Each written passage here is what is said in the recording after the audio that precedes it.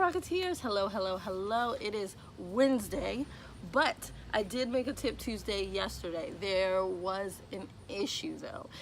What had happened was I made a video, the message was there, everything was great, I loved it, but then when I rewatched it, I didn't really like it because I was walking to get my son, so I was super out of breath.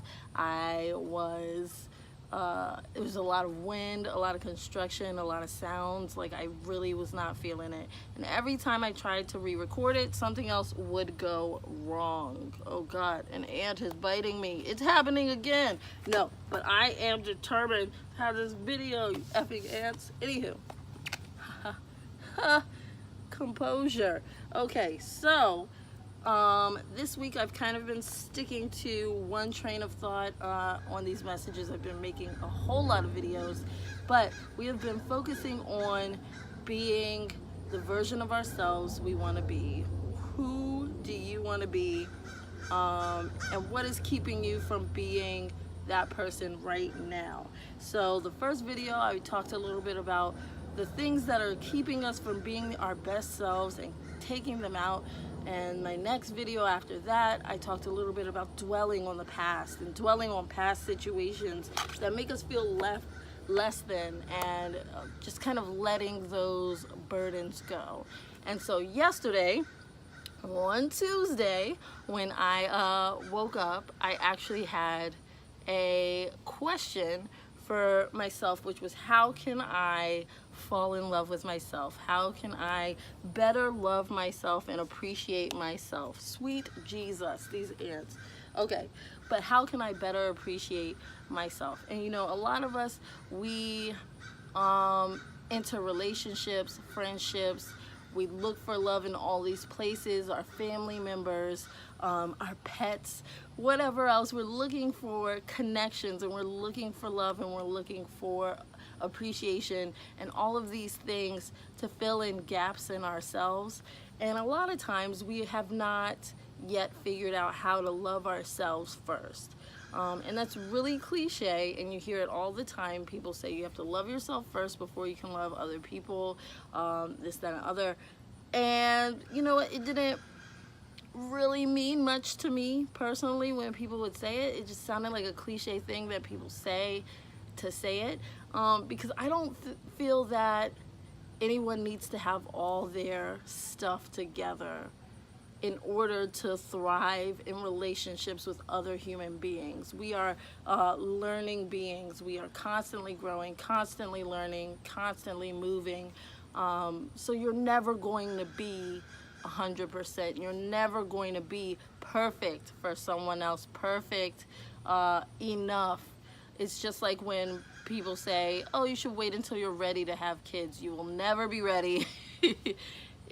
Nothing could prepare you for children other than having children. I'm not saying to have them.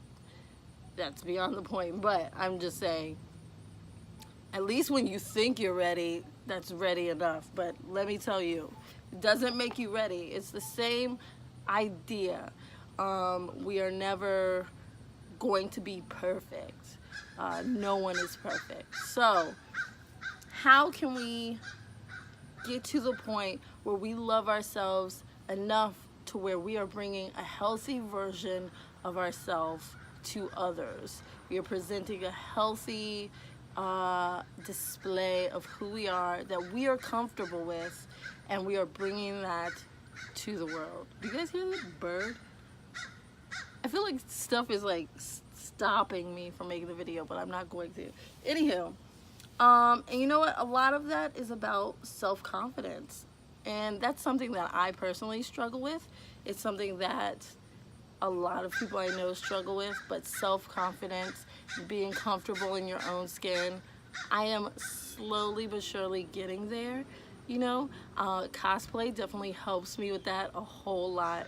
Just getting used to being, I guess, in somebody else's skin allows me the opportunity to be myself for a moment in a costume and behind a mask and that sort of thing, and slowly the mask comes off and I'm still that person, you know. So cosplay has helped a lot. It's also because the community is so welcoming and people really encourage you to be you.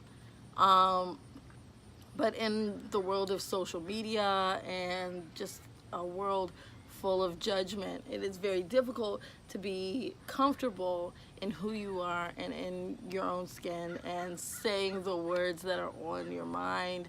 It's hard.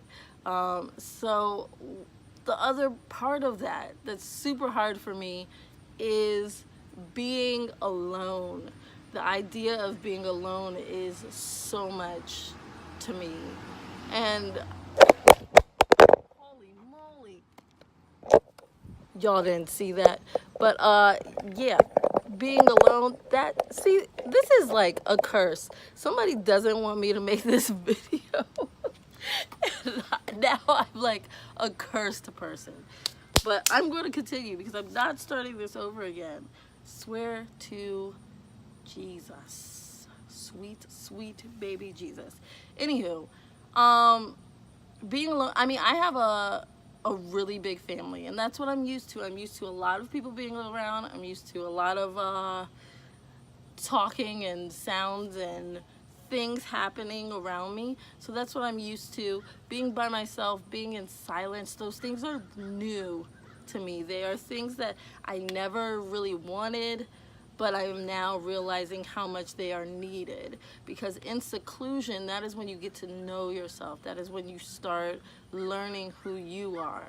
And so in falling in love with ourselves, in creating that narrative, in creating that love story with you, I think it's important that we are secluded for a time, you know, that we take time to ourselves quietly to learn ourselves, learn who you are, and really study yourself. Like, what are your actual thoughts, your pure thoughts without the interruption of the world, you know, without the words and the voices of the outside. What are your thoughts? What are your opinions? What are your dreams and your goals? And who are you at its core? Like, no sarcasm, no jokes, no whatever. Like, not talking about your outer beauty or what you look like, your hair, your makeup, your whatever. I'm talking about you. Who are you actually? What's important to you? Without waiting for someone's reaction after you say what's important to you, to see if it's actually an important thing to someone else, without looking at yourself as a reflection of the world, as a reflection of those around you. Who are you at your core? And it takes that seclusion to do that. And it takes some time, and it takes some like real thought and meditation and just silence. And those things are really scary to me. But these are things that I am working on this week. This is something that I am giving to you as a tip. I think that this week, for Tip Tuesday, you all should take some time to yourself every day. I'm not talking about just today for Tuesday. I'm saying every day this week, take, I don't know, 5 whole minutes. Do you know how long 5 minutes feels when you're quiet and alone? Like, not doing anything, without your phone, without anything else. It feels like forever. But everybody has 5 minutes. You have 5 minutes. You have way more than 5 minutes to look at social media. So I know you have 5 minutes to take to yourself. So 5 minutes at least every single day to yourself, to have a conversation with you, not about other people, but have a conversation about you. Think about what your goals are. Think about where you want your life to go. What is the direction you are walking? Where are you going? Who do you want to be? What's holding you back? How can you let go of it? And just move forward. Move forward with me. Let's move forward. Let's start some stuff. Let's change the world. Let's take over, you know? Let's do these things. And if you guys need anyone, as I always say, need anyone to talk to, need some advice, need help during this little tidbit that I just gave you, you could totally just DM me because I am around. But good luck on your journey, on your mission. I hope you guys have a lovely Tuesday. This has been Charlie Rocket, as you know and love. And I actually finished this video. Adios.